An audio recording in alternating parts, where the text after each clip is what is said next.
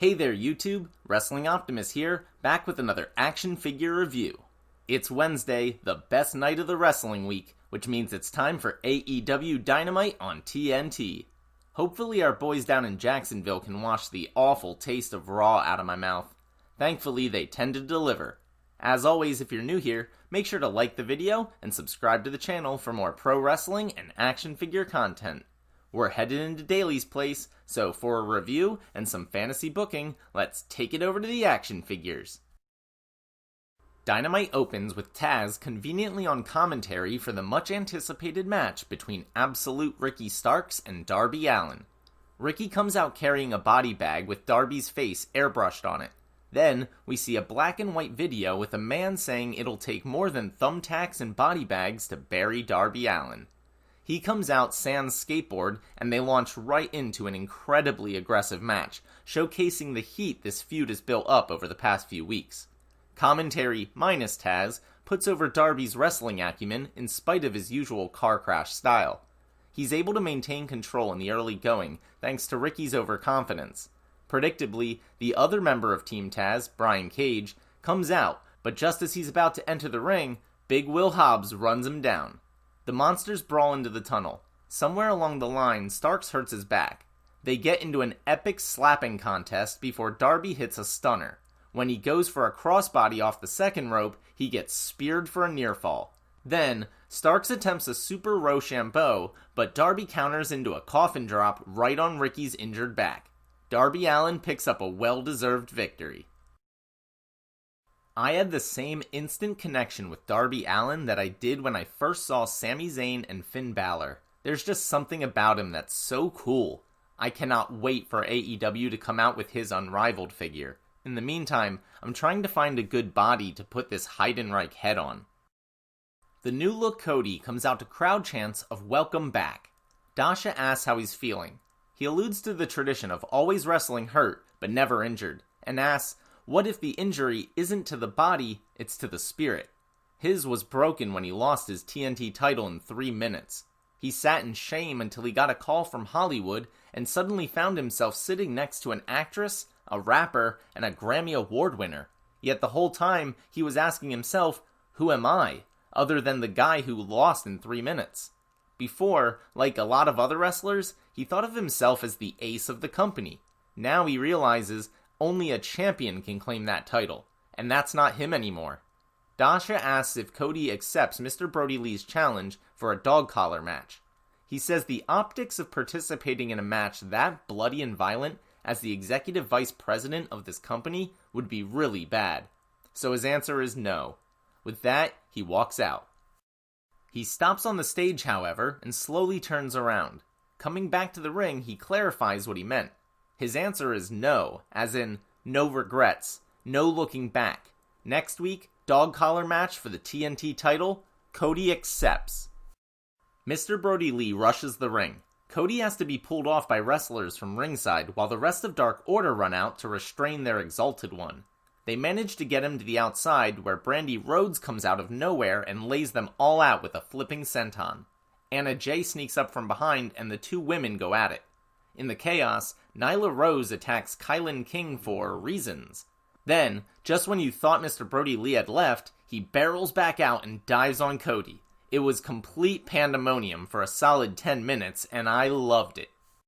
While officials desperately try to settle things down, Tony Schiavone is with the tag team champions FTR. They claim they did Best Friends a favor last week. Those guys were still beat up from the parking lot fight. Besides, this week they're taking on SCU, a real championship caliber team. Tony asks, what about the Young Bucks? FTR rattle off all their blown opportunities and say the Bucks don't deserve a title shot. When Tony asks who they plan to face at Full Gear, he's suddenly super kicked right in the face. Wow, backstage at AEW with the Bucks around is almost as dangerous as the NXT parking lot. Matt Jackson sarcastically asks, oh, did we interrupt something? This is awkward. Then leaves. Once again, FTR rightfully question why the Bucks keep attacking non-wrestlers when the top guys are standing right there. By the way, I'm not sure why, but Matt keeps speaking to Nick off-screen even though he's clearly not there. They've been doing this on Being the Elite too. Maybe he's injured? I don't know. Prior to their match, SCU say they're going to become AEW Tag Team Champions for the second time, guaranteed. As the camera pans around, though, we see Shawn Spears standing there nonchalantly. He simply says, "Good luck," and smirks. Side note, on AEW Dark this week, Shawn Spears was on commentary. He was asked if there's any connection between himself and FTR since they shared Tully Blanchard as a manager. He fervently denied it, claiming they're all just business associates who happen to work with the same legend. This cameo might suggest otherwise, though. Hangman Adam Page comes out with drink in hand for some commentary. This is such an amazing story beat. Kenny Omega has made it clear he wants to go back to singles action, yet he keeps doing commentary for Hangman matches, all of which were originally scheduled to be tag matches involving him. Now, Adam Page is coming out to watch a match with the very same team who pretended to be his friend, manipulated him, got him kicked out of the Elite, and took his championship. He's asked about his aspirations, and says the whole reason he's out here is because he hopes to still be part of the best tag team division in the world. When asked about Kenny directly, he questions the sincerity of Omega's recent comments due to his lack of singles matches to date. Hanging over all of this is the rumor that some combination of FTR, Page, and Spears might form a new Four Horsemen with Tully Blanchard. I can't wait to see how this all shakes out. SCU seems to wrestle with a bit of urgency given the 20-minute stipulation. At one point, even though the ref didn't see it, he kicks out Christopher Daniels for grabbing Wheeler's foot. Gotta love when cheaters call out others for cheating. Scorpio Sky shows off his athleticism with a huge tope con hilo. He's cut off for most of the match though, before eventually tagging in Kazarian. It's a really good match with tons of classic psychology. Fittingly, in the end, Tully holds Scorpio Sky's foot to help FTR pick up the W. They do what appears to be a three-horseman hand gesture afterwards. Intriguing. After Tully botched his promo last week, I feel like they needed to emphasize two things about these brushes with greatness. The 20-minute time limit, and that a draw results in a win for FTR. To drive these points home, this first match should have ended in a time limit draw and FTR obnoxiously bragging about another victory. That would have hammered home both concepts better. Oh well, missed opportunity in my opinion. Excalibur tells us about an upcoming 8-man tournament to determine the number one contender for the AEW World Championship. The winner faces Jon Moxley at Full Gear. When he says Kenny Omega is a participant, Hangman Page, who's still on commentary, literally does a spit take. With sad puppy dog eyes, he excuses himself and heads to the back. Matt Hardy and Mark Quinn accompany Isaiah Cassidy to the ring for his match against the demo god Chris Jericho, who comes out with the entire inner circle.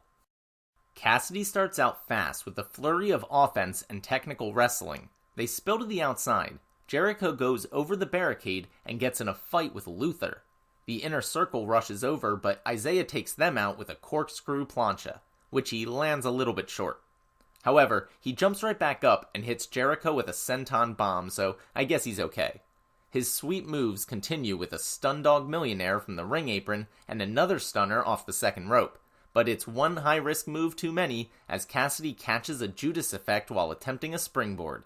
Jericho makes the cover and gets the win.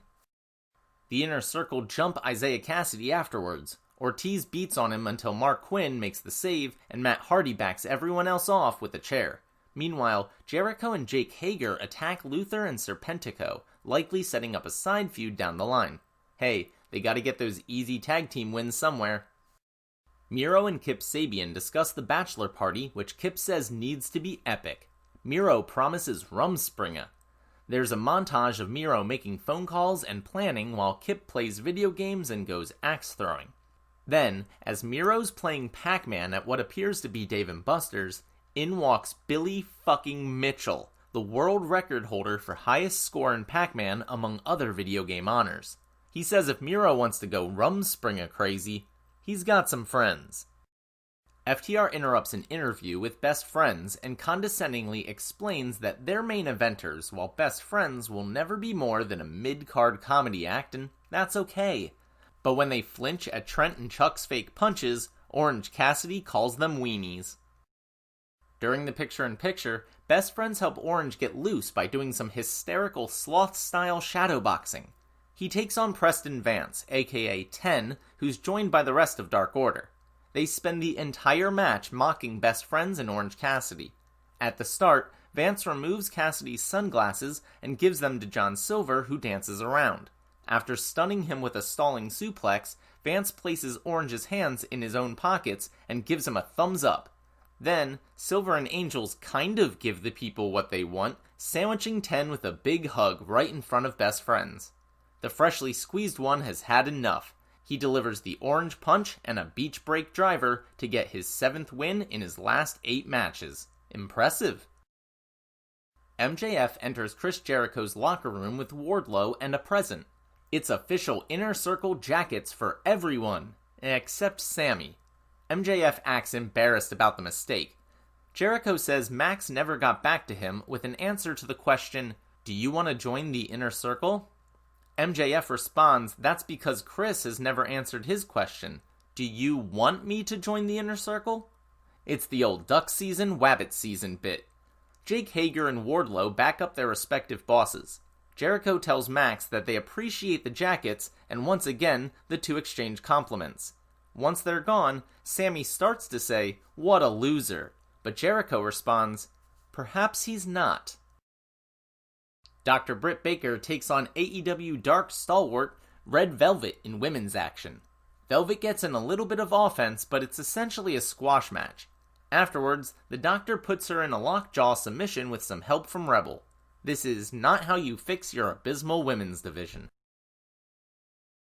Eddie Kingston is joined by Pentagon, Phoenix, and a clearly uncomfortable referee Bryce Remsburg in the ring.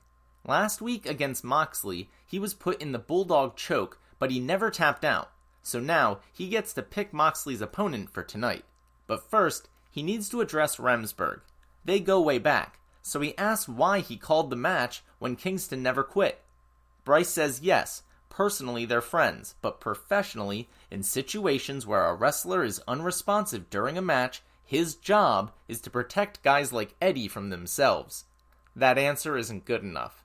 The Lucha Brothers surround him. Suddenly, Jon Moxley's music plays, and he comes running to the ring like a bat out of hell. While staring down Eddie and his boys, the Butcher sneaks up from behind. The bell rings, and Mox is immediately hit with a massive clothesline.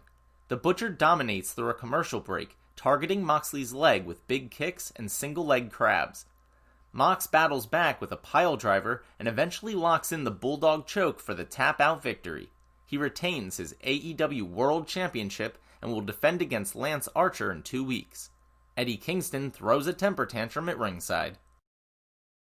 If you notice, I didn't even bother fantasy booking for this episode. Not only do I love all the current storylines and couldn't possibly do any better, but I'm enamored with all the subtle hints towards possible stories they might do in the near future. Honestly, I'm way more interested in which direction they choose to go than I am with whatever careless narrative I can come up with. There are so many possibilities, and each one is compelling and logical. I also simply trust AEW to handle their characters and storylines correctly, unlike WWE. How many times have the fans been disappointed by the random swerves of Vince McMahon? More importantly, how many incredible wrestlers were completely misused under his watch? It took nearly 8 years for them to get Roman Reigns over as much as AEW did in one night for the former Dean Ambrose, on a pay-per-view he wasn't even supposed to be part of. That's also the difference between them and TNA, but I digress.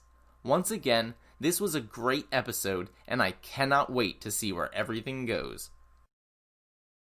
Alright, that will do it for another Wednesday Night Dynamite. Thanks so much for watching. Let me know what you thought in the comments down below. I should be back on Saturday with an action figure review of SmackDown, so stop back then. As always, if you found me and enjoy my content, make sure you do all that normal YouTube stuff. Smash the like button, share with any wrestling or action figure fans you may know, subscribe to the channel, and spread the word. You can also talk to me over on Twitter, at PSUOptimus, or see all my best figure photography on Instagram, at WrestlingOptimus. If you haven't seen my review of this week's awful Monday Night Raw, you can check that out right here. But until next time, I've been Wrestling Optimus, and I'll catch you later.